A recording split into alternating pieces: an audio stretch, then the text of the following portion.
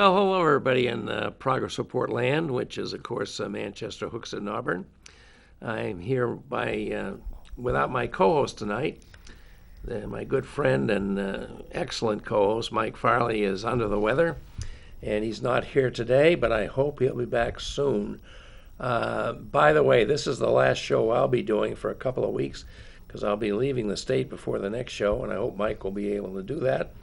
And then on the first Wednesday in June, I know that Lou D'Alessandro will be here to do that show for us. But so this is it for tonight, and we are getting to a really hot and important subject tonight, and that is the whole issue of whether we are going to end the 49 year of having a right of privacy that encompassed within that right the right for women to have the choice to terminate pregnancies under some conditions and limits. And that's a huge thing that's come up. There's so many things in the news tonight. I mean, we got the war in Ukraine, we got the primary results around the country. Lots of things are happening. The infant baby formula shortage, my God. You know, I went to the supermarket today and they had no 2% milk. I didn't need baby formula, but they had no 2% milk. That's just astonishing to me. But in any event, we're going to talk about Roe v. Wade and the major advocacy organization that we have here in the state of New Hampshire to provide women's health care, not just in regard to abortion access, but to many other things. And for that, we are really pleased to have Kayla Montgomery, who I've known and admired for a long time, and I really admire what she's chosen to do with her life. And she invited Representative Amy Bradley from Manchester to join us. And Amy's been a terrific asset to the city in many roles, and now she's serving in the highly paid legislature, and I hope enjoying it as the session comes to an end. So why don't you both kind of introduce yourselves a little bit more than I just did? Kayla, let's start with you. I know you say you're the Vice President for Public Affairs or Planned Parenthood of Northern New England, but how did you get here? Why are you doing that? And tell us a little bit about your life. Great. Well, thank you for that nice introduction. So my name is Kayla Montgomery. I am the Vice President of Public Affairs for Planned Parenthood New Hampshire Action Fund. We are a C4 organization. We also have a C3 organization, which is Planned Parenthood Northern New England. And Planned Parenthood of Northern New England has 4 health centers in New Hampshire, 15 across Maine, Vermont, and New Hampshire. And we provide the full range of reproductive health care. Where are the 4 in New Hampshire? The 4 in New Hampshire are here in Manchester, and Derry, and Exeter, and Keene. And we just recently, last week, closed a health center in Claremont, unfortunately. So you have no presence in the northern 2/3 of the state? Unfortunately, we don't at Planned Parenthood. It's it's a difficult time to deliver health care, and we had to make some choices. We do have telehealth available still, and there are more health centers in Vermont, White River Junction, St. Johnsbury. So those are options for people, but it's difficult to deliver health care, particularly in rural areas. It certainly is, in regard to this issue in particular, but other issues as well. Amy? Tell us about yourself. Yeah, I am Representative Amy Bradley. I represent wards in Manchester 4, 5, 6, and 7. I've grown up in Manchester. I have a family in Manchester, 2 daughters. This issue is extremely important to me. I've worked in the political sphere for, I think, now 12 years. And now I'm lucky enough to be serving at the State House, which I do truly love, and I'm able to do this type of work. So thank you for having me. Well, thank you for serving in the House. We know you don't do it for the money. That's for sure. So I don't really know quite where I want to begin here, but let's talk about, why don't we talk about it? You know, we had the unbelievable release of a draft opinion of the United States Supreme Court. Really unprecedented. There's a couple of small precedents, but nothing this scale has ever happened as the draft opinion, supposedly authored by Associate Justice Alito in February. I mean, such a stunning event that a whole section of the community is just saying it's all about the dastardly release of that, and more people, and I suspect you're on this point, say it's more about what the draft opinion did. You want to talk about that a little? and particularly with Kayla, with the Planned Parenthood of Northern New England, which, we understand. You should tell us about this, but your organization provides a range of healthcare services.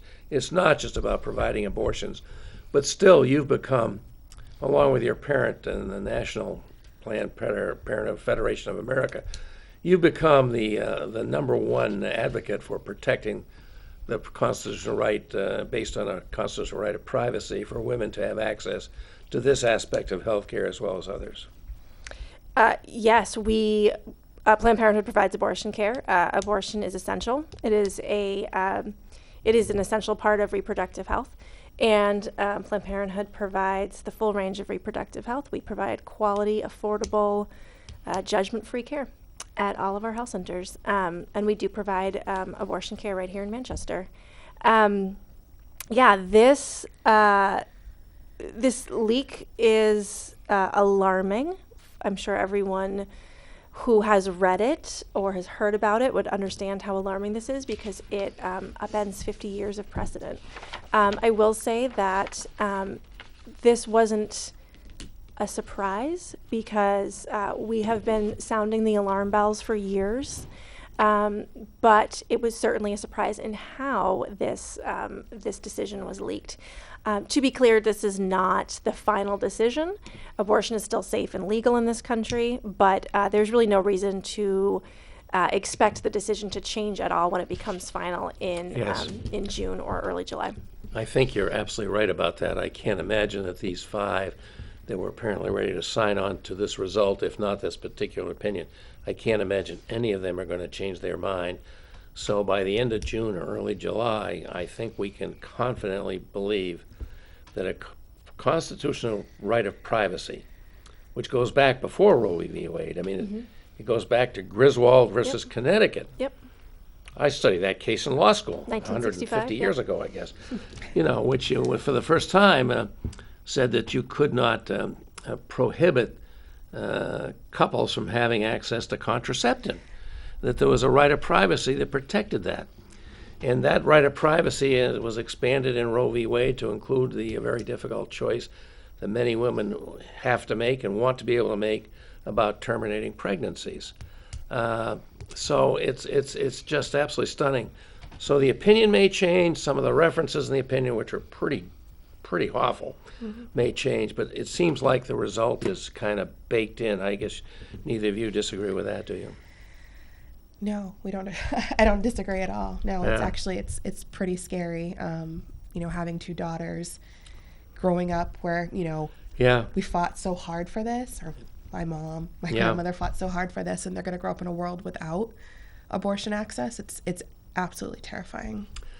What strikes me is, it seems like all around the world, access to having this procedure available for women is expanding. Yes. I mean, in Ireland, my God, in Ireland, you think that's the place the Catholic Church runs, and even there they're expanding. Am I not right that they are expanding access to having this medical procedure available to women who want to make that choice? Yeah. And yet in this country, and I just don't get it. I mean, I see our country becoming more secular in terms of church attendance with every passing year, and yet it seems like religious fundamentalism, which is a big part of the support for this, is stronger than ever. I just don't understand it. Do you? No, but to put it into context, what the overturning of Roe means, because I think so often we hear, Roe v. Wade, Roe is falling. I think it's sort of hard for people to really understand what that actually means in practice. But what it means is that 26 states are immediately or soon after going to move to ban or deeply restrict abortion access. That's half These this are the country. so-called trigger laws, am I right? So 14 or 15 of these states have trigger laws. So that says that immediately when Roe falls, abortion is illegal. The other states have, legislatures who are hostile towards abortion rights are going to be making those moves. So, within the end of the year, next legislative session, a lot of sessions have already left for the year, those are going to happen. But it's also important to remember that states aren't waiting. We know that Texas has banned abortion with SB 8, and the Supreme Court didn't stop that, and abortion has been banned in Texas. That was a real telling Yes, that was very telling. That part was of the invisible docket, they call it, where they don't make a Exactly. decision, but they make a decision without an opinion. Right. So now abortion is banned in Texas. I mean, after 6 weeks, so virtually banned in Texas. And that's been going on since September.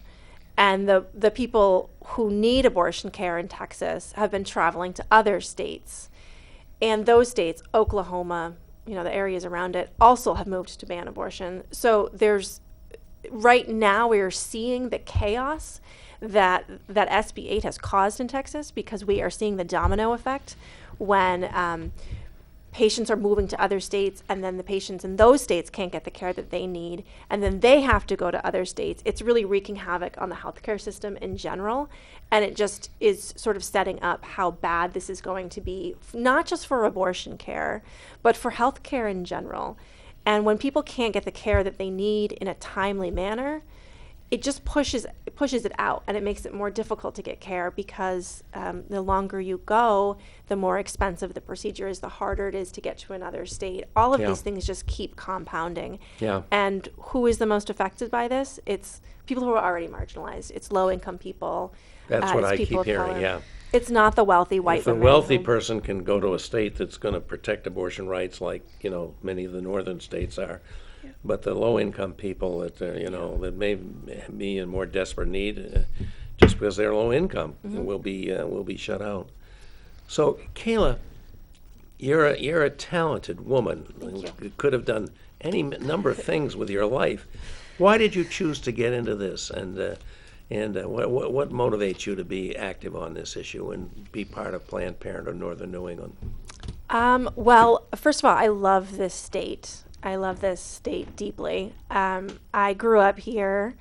I went to college here. I raised my family here. And as sort of wacky, I will say it, as the New Hampshire legislature is, it's really beautiful that people are willing to step up and serve for no money. Yep. That has its pros and cons, certainly. But I think New Hampshire is a wonderful place. And I want to keep it that way. I want to raise my family here. I want my children to have the same rights that I have, more rights. And so, we can't do it all, but I see this as something that I can work on, and I want to be able to expand access and protect access. And this is an extraordinary time in our country, in our history. It is. It is. We're right in the middle of it, and I know we're going to look back on this moment, and we're going to think about who stepped up and who didn't. And I want to be stepping up, and I think that's really important. And when I see our friends who step up and serve and push back so hard and really fight for all Granite Staters, not just their constituents, but all Granite Staters, it gives me a lot of hope in this moment. Amy, would you like to tell us a little bit about how you got to here on this? Yeah, that was so great. Yeah, I mean, like Kayla, I do love New Hampshire. I couldn't, I did leave for a little while and I came right back. I love it Are here. you a native here too? I'm a native, yeah. Oh, yep. God, we Born got and three raised of us here. Manchester. Yeah, and my path was kind of a long one, but I started public service, my goodness, before my kids were born. So like 15 plus years ago, and I just fell in love. And so I started working, with the city and with other organizations. And then when I had my first daughter, women's issues have always been always been passionate. But when she came into this world, it was like making this world a better place for her, like you said, just better. So this issue is very close to my heart, because I do have two daughters, and when I was growing up, I was extremely poor. And Planned Parenthood, when I was out of high school, I didn't go to college right away. I was able to get health care at Planned Parenthood, and I can't tell you how important that was for me in that time. So it really helped steer me in the right direction by being able to get what I needed with no judgment at Planned Parenthood. So that was a huge, I always look back on that, and I'm just thankful for what you do. Well, that's really nice to hear, and thank you for sticking around. I mean, we love to have people like you stick around and help New Hampshire be a better place. Planned Parenthood of Northern New England is an affiliate of the Planned Parenthood Federation of America, right? Yes, we have, there's multiple affiliates across the country. So Planned Parenthood of Northern New England is Maine, Vermont, New Hampshire, and then there is the national office, which we were connected Yeah. How did Planned Parenthood come to take such a leading role in advocacy on this issue? A few years ago, I used to hear a lot more about NARAL, National Abortion Rights Action League, I think. And, I attended some marches with my Yep. daughter on that down in D.C. and things. And I guess they're still around, but it seems like Planned Parenthood is now the leading advocate. And how did that come about? Because you are actually not just an advocacy, you're providing services. Yeah, I mean, every state operates very differently, and Planned Parenthood is one voice in New Hampshire. But I mean, I think it's really important to recognize that there is a lot of wonderful people and a lot of wonderful groups that are doing this work. I work, a lot with our providers. We have Equality Health Center in Concord and Lovering Health Center in Greenland, who are independent abortion providers. The Reproductive Freedom Fund, which is an abortion fund. And there's lots of groups who are working on this issue. Granite State Progress, ACLU. We're certainly not alone. That's right. Planned Parenthood has been around for 100 years. We plan to be around for another 100 years. Here in Northern New England, we've been around for, I think, 50 or 60 years. So, we have the name recognition. Amy's story, I hear that all the time because 1 in 5 people have been to a Planned Parenthood in this country. It is Not necessarily for abortion, but for health care right, generally. exactly. Female health care, yeah. Yep. And we do more than just, we take anyone who needs care. So we also do gender affirming care. We do, sports exam, physicals, and vaccinations. So it's not just women. We do see men too. I think last year we saw 12% of our patients were men. Oh, really? Yep. And we do gender affirming What do the care. men come in for? Anything, if they have anything, whatever they need. Really? I Yeah. did not know that you would Yep. In welcome. Burlington, we also do vasectomies. Uh-huh. Not here in New Hampshire, but so yes, we of course we're happy to help people. If we can't help people, we usually can figure out how to help them. We can provide a soft handoff for anything, whether it's whatever people need. We offer wraparound care and services that you can't find at a lot of other places, and that primary care can't always do. So. Yes, a lot of people get health care from Planned Parenthood. And so I think that's what it comes down to is we have a lot of name recognition because we deliver that care. Planned Parenthood New Hampshire Action Fund formed in 2014 as the advocacy and political arm of Planned Parenthood Northern New England. And so that is when we started doing more advocacy and electoral work. And, we sometimes get questions of like, well, why do you have to do this? Why can't you just focus on healthcare? And I think the answer is politicians on the other side have made us do this. And, we don't live in a world where we can't fight back. We have to fight back. And so we need to make sure that we are strong. And that is why we have a separate sister organization, which is Planned Parenthood New Hampshire Action Fund. Yeah. So, Amy, you're on the Great and General Court. Yes. A wonderful organization of 400 individuals. And you're one of the younger ones. Which is really nice. I don't know how you do it, but I'm certainly glad you do. And this thing that's about to come down on us, and we all know it's about to come down on us, how has New Hampshire addressed this, and how do you think we need to have New Hampshire? Well, I'm told it's time for our break. Oh, I can think All on right, that. Brendan, we'll take a quick break and we'll get back to that real soon. And by the way, folks, please join in. We'd love to have your participation on this interesting and timely subject. 640-603, of course, now, 640-3091. Please call in and join us. We'd love to have you do that. Okay.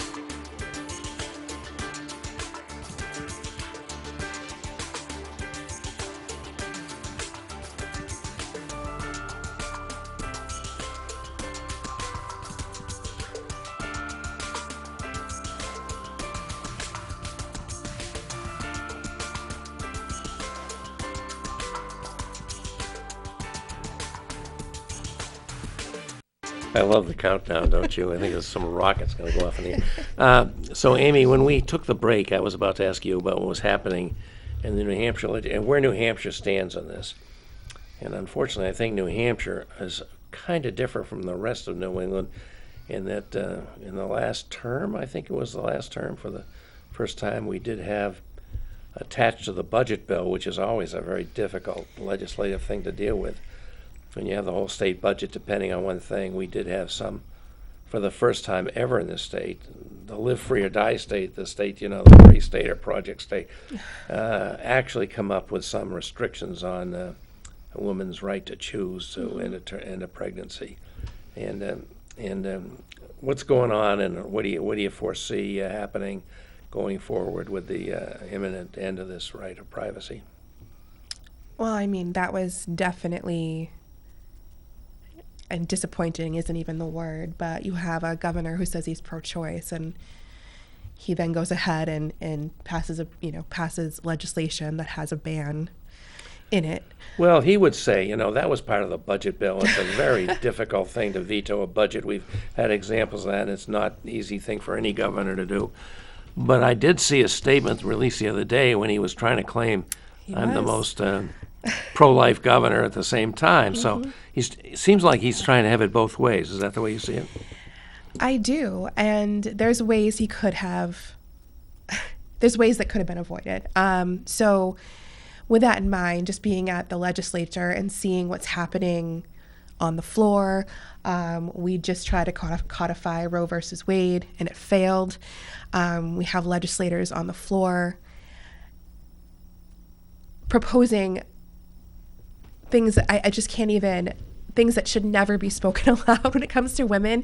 And so this is really scary. It's a scary time, I think. Well, it's a scary time for women, but it should open people's eyes to who they're electing. I know there's 400 of us, but it's really important because we have people in Concord that want to take all women's rights away, and that's not an exaggeration. It's What? Right now it's a minority, but we have people standing up there, and it's.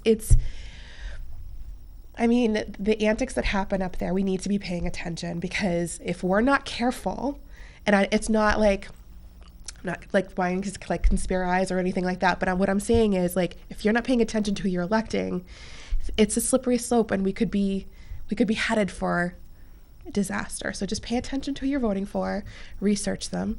But yeah, we saw a lot of crazy bills come to the floor this year, and with codifying Roe versus Wade failing, I mean, it's really sends a signal to people in New Hampshire who overwhelmingly support abortion rights, that they're not do they listening. really?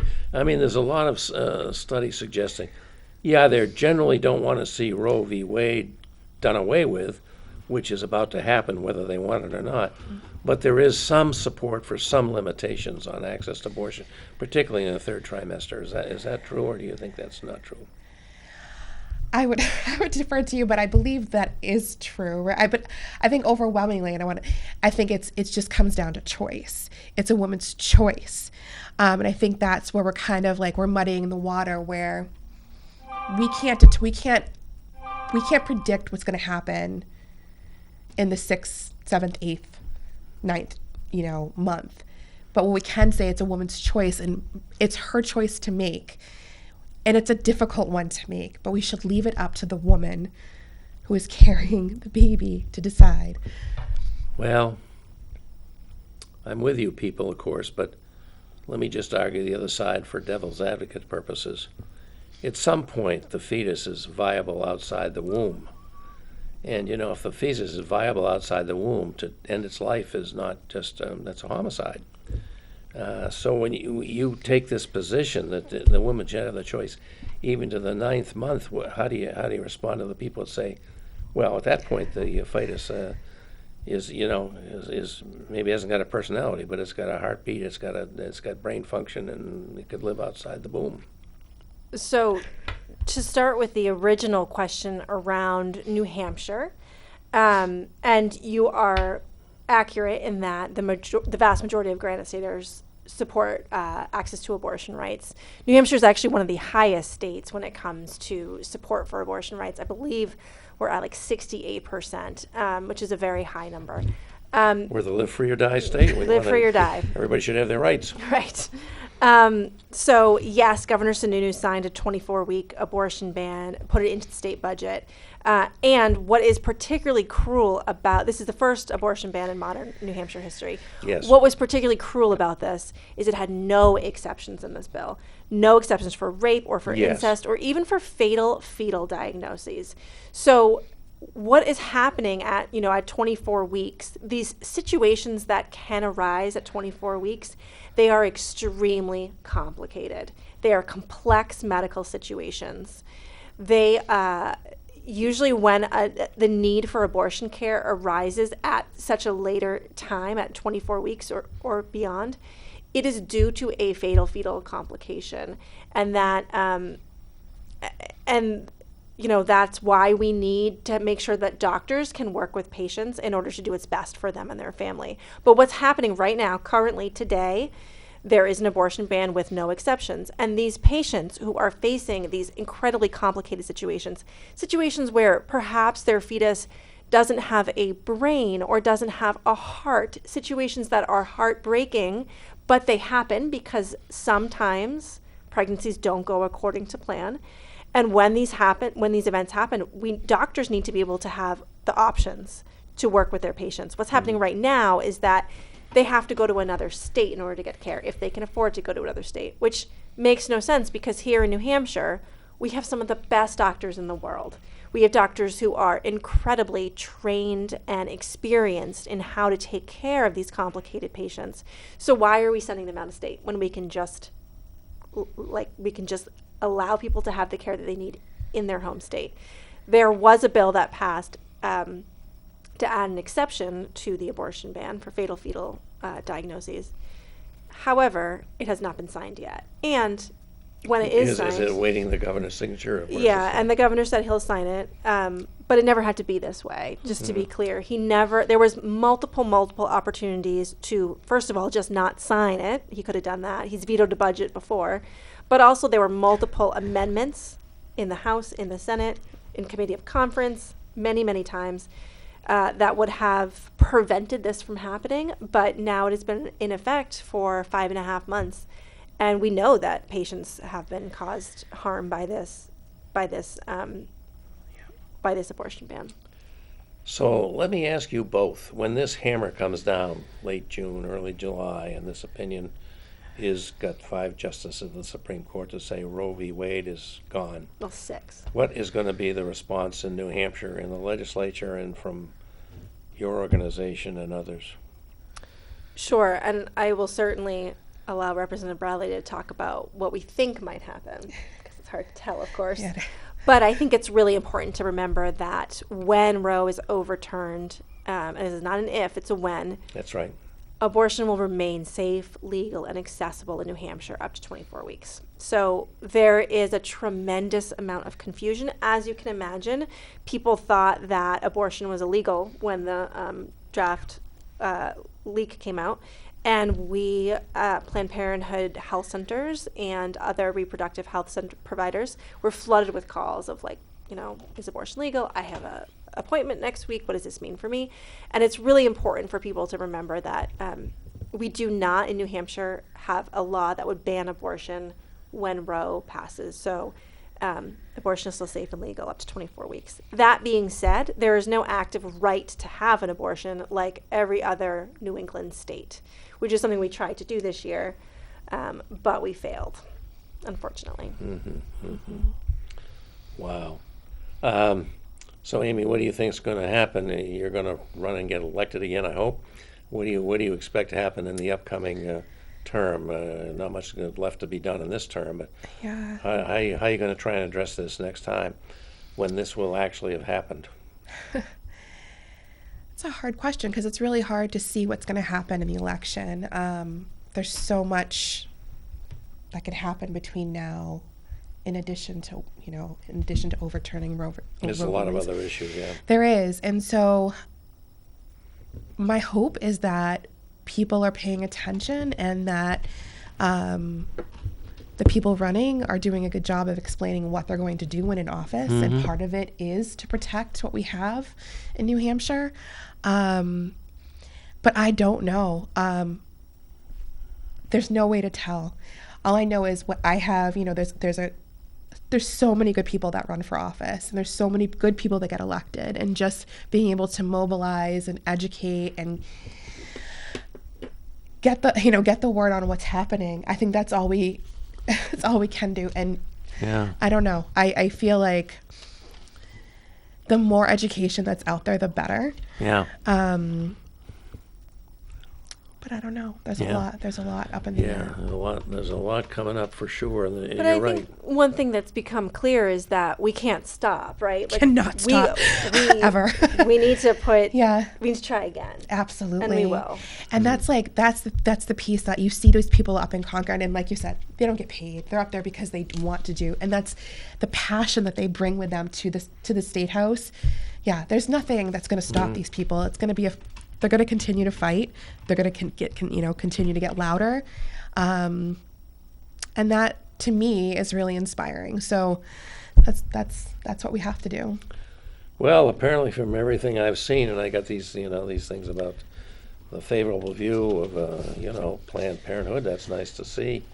And, strong overall support for not having Roe v. Wade abolished, reversed, ended.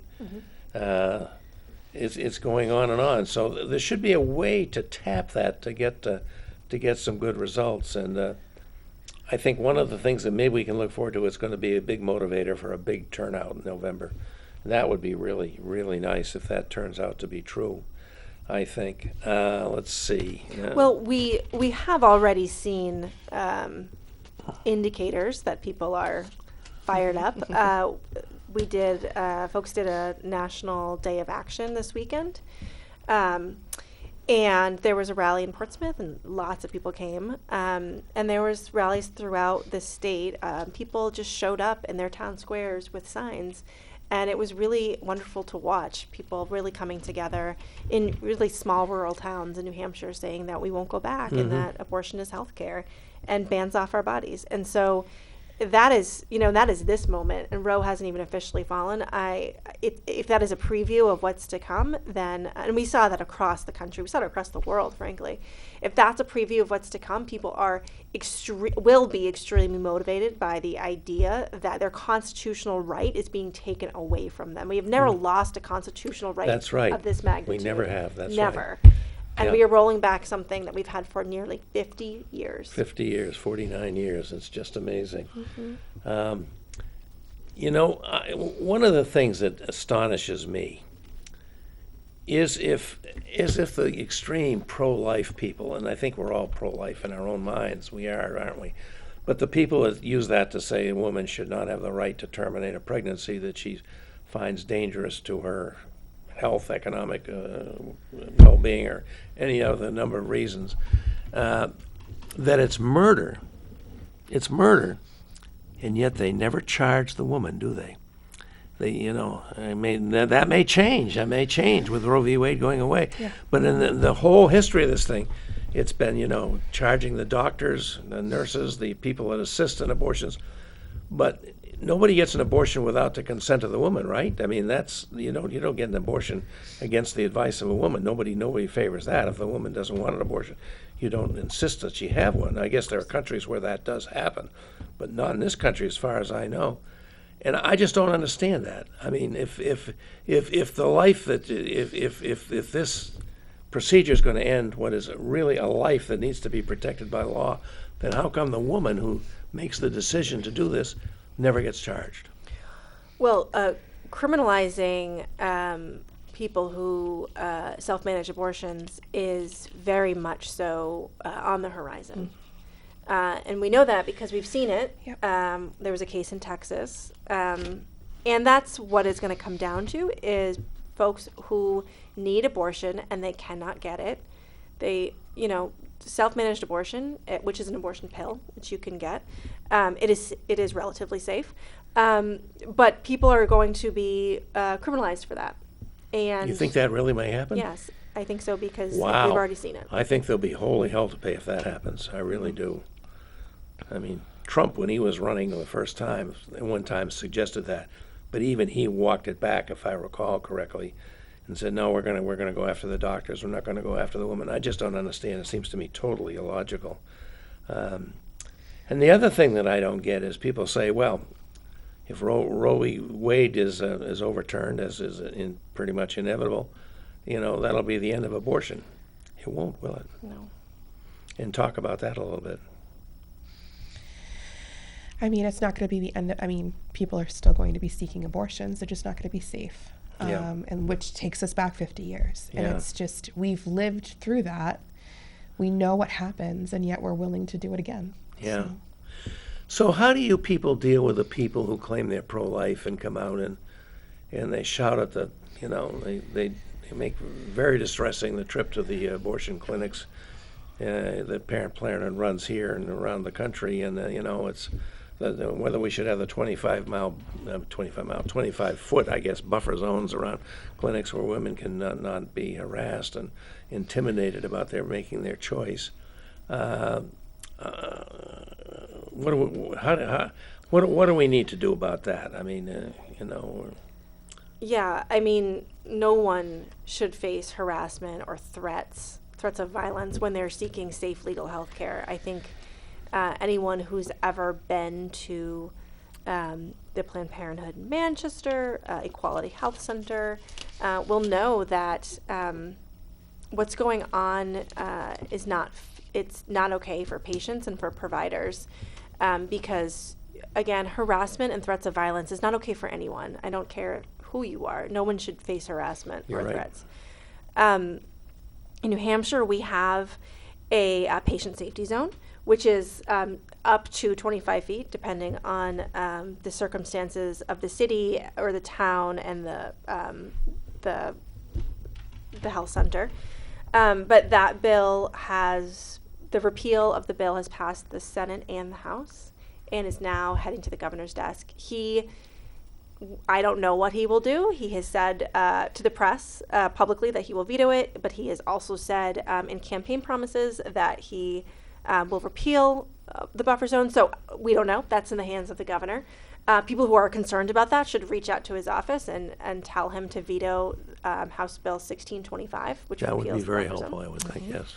And but at the end of the day, we know that this is only going to get more difficult, because as states ban abortion, then the people who protest that will be coming to the states where abortion is still legal. So we will see more of it. We have seen a little bit of an increase here in Manchester over the past few weeks. There are people who will always go to the health center, and they are relatively peaceful, and that's fine. No one is, we certainly support First Amendment rights. That's not who we're talking about. The people that we're talking about are folks who block the driveway and make it difficult for patients to come in and to leave, that yell at people extremely loudly, that get really up close in people's face. And that's not just at Planned Parenthood, this is at other providers as well. Those are the people that we're talking about. Sometimes people are just coming in to pick up birth control. There's no reason to be yelled at and harassed. That you don't see that at any other sort of healthcare. Yeah. Well, we have a caller. We always welcome our callers. Hello, caller. Welcome to the Progress Report. We're glad to have you join us. Have a question or comment, please go right ahead. Oh, okay, very good. I do not want to broach the topic it's on now, and if I may, I want to relay something that was on Facebook today. Okay. And what it had to do is the city of Manchester bragging how they're doing such a great service, to the community, like clearing the roads, fixing sewers and whatnot. And I had a rebuttal for that. Okay? Oh, yeah, they said repairing roads. Over 60% of our roads are, not up to par. It's projected, without exaggeration, 100 years to bring them up to par. And there's some other hidden taxes that, I'm just totally opposed to. We pay, with automobile registration, a surcharge in case in the event you want to drop off some tires. I did that one time, and when I went to the the dump, whatever, they said I couldn't dump the tires unless I paid a dump fee. Yeah. Okay. The other gripe I have is we have another surcharge that most people don't even know about. That it's hidden in the tax bill, whereby there's a certain portion goes for building parking garages that never got built. Okay, and the other thing, part of that same gripe, is that we had two major garages that were city-owned, and we ran them at a loss. And now that they're actually making a profit, okay, they decided to sell both of them each for a nickel on a dollar.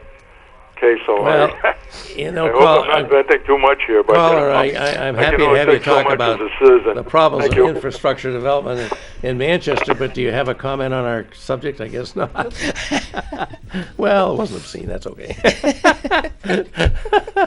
Oh, well, live TV, dangerous. Just waiting for the hook. So let me ask you both. You see this thing coming down to end 49 years of jurisprudence and take away a constitutional right that we thought was pretty well protected. Are you, looking forward, are you optimistic, and how do you think we're going to get to a better place?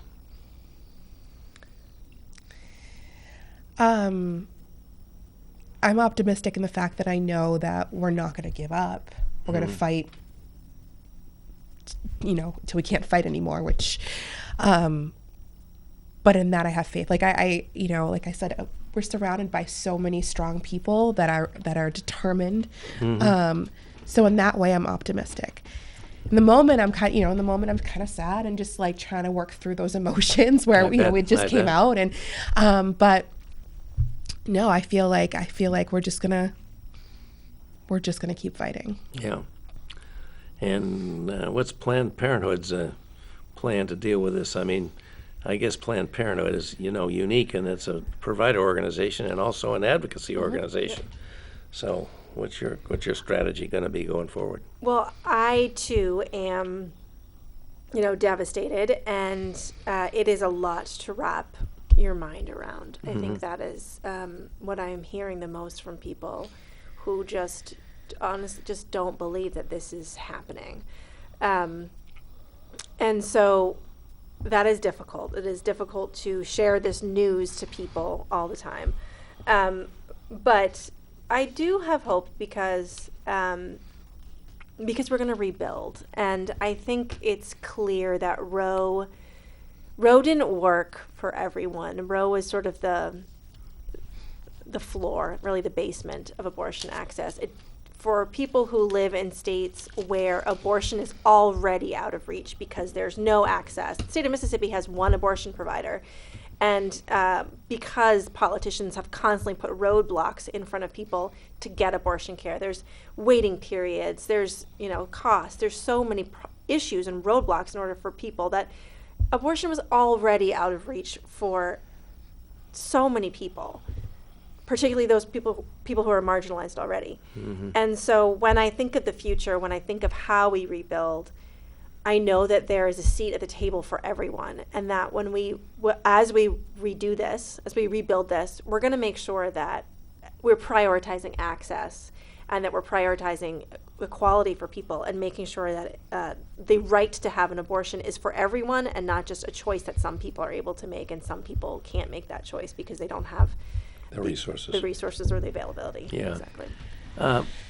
How does Planned Parenthood function? I mean, there's already a tremendous burden on you because federal law prohibits the funding of any federal dollars going toward abortion access. Mm-hmm.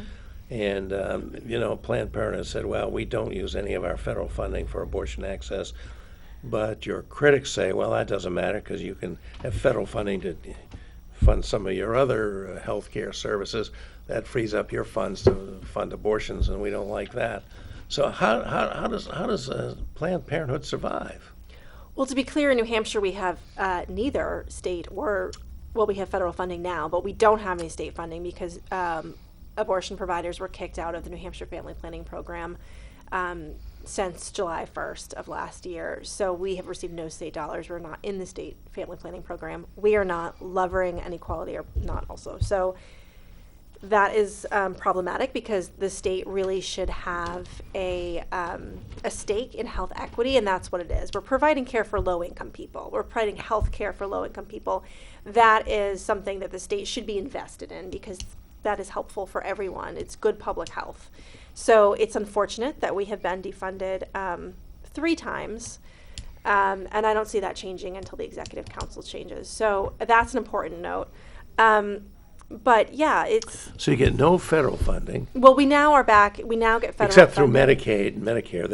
They can provide some reimbursement for the cost. For you Yep, getting Medicaid your reimbursement. But also we are back in the Title X program under the Biden administration. The Trump administration cut us off through a gag rule, and the Biden administration restored that. But we just got back into that program. Obviously, things take a while to do in Washington and to do and unwind.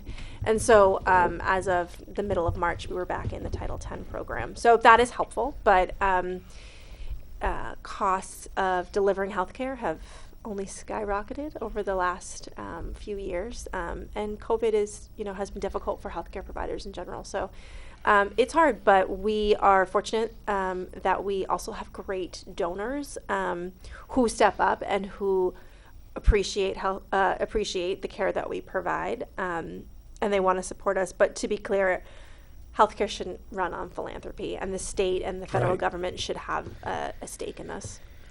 Yeah, exactly right. So what does your job entail exactly as the Vice President for Public Affairs? What do you do for the organization? Well, I do great things like this. So I actually came on board with Planned Parenthood back at the end of 2015, and I came basically just to work on the Maggie Hassan Kelly Ayotte race, and then I just liked it so much that I stayed. So I've had a couple different roles at the organization, but since I started here, so since 2015. The role of the legislature and what we do there has changed dramatically, and it has gotten a lot harder. I guess it's probably expanded, right? It's definitely expanded. I would say, it's before a 2020 election, which feels like sort of the mark for me. Abortion access, abortion rights had always been a bipartisan issue.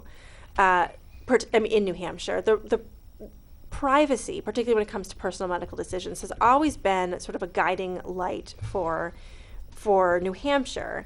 And so we saw strong bipartisan support for abortion rights. And so there was always extreme bills that were put in, but they never really made it anywhere because there wasn't the support. all that changed. And on election night in 2020, I had a 6-day-old baby, and the results kept coming in, and I was like, "Oh my goodness!" I was like, "We got a lot going on What have here. I brought this baby Yeah, into? a lot going on." Yeah, so we have expanded our work through staffing in the legislature, and so my job is to do a lot of that work to help educate our friends about what's going on, help with messaging and talking points, and in general healthcare delivery of how everything that's going on in New Hampshire, how that affects our health centers. And the job of the Action Fund is to make sure that the health centers can run smoothly. And so all the work that we do in making sure that happens, and that takes a lot of voices. And so organizing people and making sure that they know what's going on and how to reach out to your representative and what you should be saying, and tracking these bills and sharing stories, because that's really the most important thing that we can be doing. We know the power of storytelling. It makes a huge impact on representatives. Amy's colleagues, they hear a lot of bills. New Hampshire is unique in the fact that every bill gets a public hearing. Right. So I recognize that it's hard to be an expert on every single piece of legislation that comes before them. And so we need to make sure that people who are most affected by the legislation that's hearing are the ones whose voices are heard. And so making sure that personal stories, are in the front and center of all we do is important. Wasn't there a particularly dramatic example of that just recently with a woman who really turned around some of the more draconian aspects of this? You want to tell us about that, Amy? You know what I'm talking about? Lisa's story? No, I don't. So Lisa is someone who was affected by the abortion ban, and she was expecting twins, and she was up at Dartmouth, and it was a situation where one twin wasn't going to survive, but there was complications, and a lot sort of hinged on, it was a lot of waiting and seeing, but knowing that there was an abortion ban at 24 weeks really had a lot of confusion, where she couldn't necessarily think about the care that was the best for her. She had to think about sort of a lot of the political and the laws around this, which you shouldn't have to be doing in this situation. Right. You should be able to focus on your family. And she did give birth at the end of April, and one of her twins did not survive. And it's unfortunate and it is sad, but Lisa did everything to advocate and share her story. And her family left the hospital, and she really made a difference, because that's what this is about. These are real people. These are real families, tragedies, yeah. real stories. And the work that gets done in Concord every day, it's so easy to forget that this impacts real people. And Lisa was there to remind people that this is real life. Yeah. Yeah, that was quite a dramatic thing, because even with this legislature, with the leadership and the majority party as it is, they had to respond to this. They did, and they listened to her. Yeah. The majority of them listened. And I'm thankful for that. I'm thankful that so many senators also listened, but it shouldn't have to be that way. We shouldn't be asking That's right. regular people to bare their souls in front of a room full of strangers and tell people their most traumatic life experiences, all in order to just be heard. And it shouldn't have to be that way. But that being said, I'm incredibly grateful for the women and families who did stand up and explain their stories. Yeah. So there's a shard for some optimism. I have a nephew down in New York who's an actor, which means he needs a day job, and his day job is being a pollster for the CBS polls. Okay. And he's telling me that that this thing may really increase the turnout in this November. This is the issue that could increase the turnout and energize the voters who don't want to just go along with the right-wing agenda. So maybe there's some actual hope that that'll be the case. If this comes down, I don't see any way we're going to change this result of the 5 that are committed to it.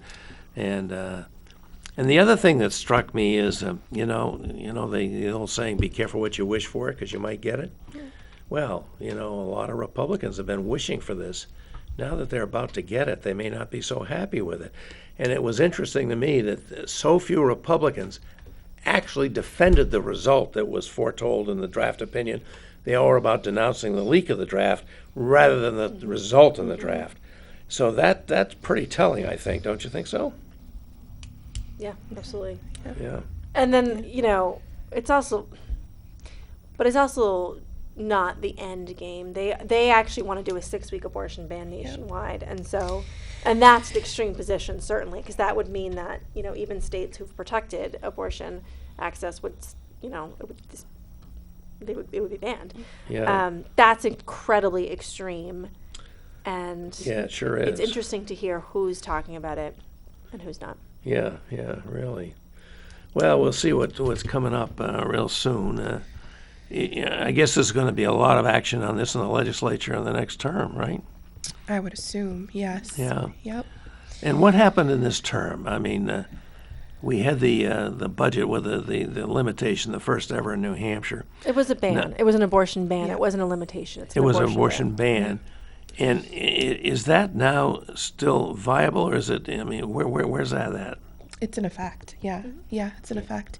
The only potential change is the exception, the fatal fetal extent. Yeah. That's it. That's it. And that hasn't been passed by the governor yet. So that's it. And then it also 1609 also repeals the ultrasound provision. So there was a provision that. Well, that's a little something, I guess. Yeah. No, it's still awful that it even got as far as it did. I mean, it's disgusting. There was plenty of opportunities to remove it. It has been in effect since January 1st, and for anyone who doesn't know what that is, it requires that every abortion, no matter the gestational age, requires an ultrasound, and at Planned Parenthood, a first trimester obviously an ultrasound intrusive procedure. Absolutely. and it's just not medically necessary. Not medically necessary. So there was consensus that maybe that wasn't the best idea. Yeah. And that will be removed. But still, as of today, it's still in effect, and it has been in effect. And how many patients has it harmed meantime? Yeah. As we were going along and this debate was going along, it was always thought that, well, at least they'll carve out exceptions for rape and incest. I mean, even that seems to be, not in many of these bills that are going forward in the states, right? No exception for rape or incest. No. If you're raped or have obviously non-consensual sex with a very close family member that qualifies incest, you got to carry the baby. Yeah. I mean, I just can't understand that at all. Well, all I could say is, folks, I'm glad you people are on the watch and doing what you're doing. Kayla, you're really terrific to be doing this. I'm sure you could have chosen many other things to do, but this is a fine and worthy effort. And Amy, I'm so glad that you decided to become part of the Great and General Court, and I'm glad you're going to run again. And I certainly hope that that's going to be, you're going to have good success. God, maybe we'll get you the majority this time. Oh my God, I'd love to see that. When I left, I was so disappointed to leave. I really loved the job, but I left when you were all fighting with the COVID and all having to meet in parking lots and all of that. Yeah. And it was the other interesting guys first term. and the other guys were running everything anyhow. So Yeah. it was probably not the worst time to leave, but I still really miss it, and I admire everybody like you and all your colleagues that are working on this. And so we're about to the end of the show, folks, and I want to thank these ladies for coming in and joining me. I have to tell you that I don't know what's going to be happening next week. I will be away for a couple of weeks. Whether Mike Farley will be doing a show next week. He's pretty ill right now. He's got COVID, I'm sorry. Mike, please be well and be back soon. And then after that, Lou D'Alessandro will be back on the first Wednesday in June, and he will definitely be doing a show, as he always does. And he always has lots of good things to say, and then we'll be going on. But I certainly want to thank you both for coming in and joining us. I know it's a bit out of your time, but I really, really appreciate it, and I think we had a good discussion. And take care. Thank you. Thanks for having us. Yes. Bye.